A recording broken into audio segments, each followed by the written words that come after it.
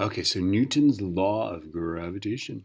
This is if we have a mass and another mass, and we find the distance separating their centers. Whoops, it's so hard to draw lines.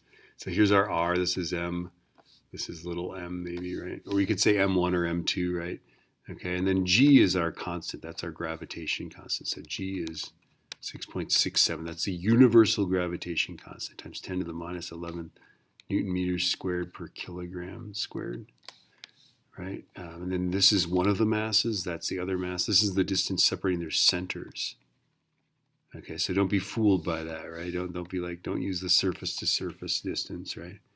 This is the definition of a G, right? It's the force exerted on a particular mass. So for example, on Earth, it's 9.81 newtons per kilogram. If you have 1 kilogram, then you have 9.81 newtons, or 2 kilograms, you've got 19.62, et cetera, right? So that defines that, right?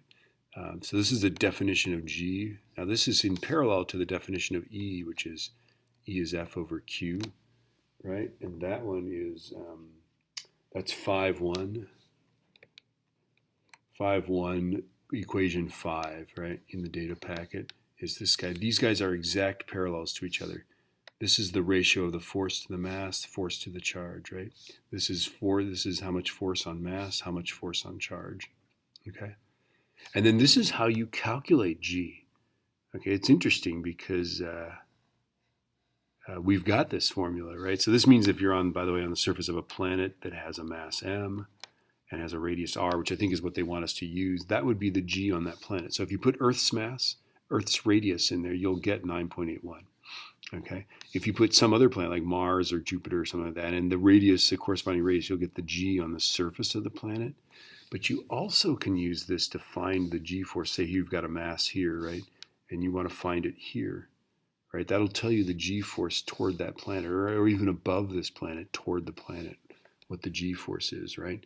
The electrical equivalent of this would be E is kq over r squared. And remember, this is the one that they didn't put in the data packet. Again, I didn't make the data packet.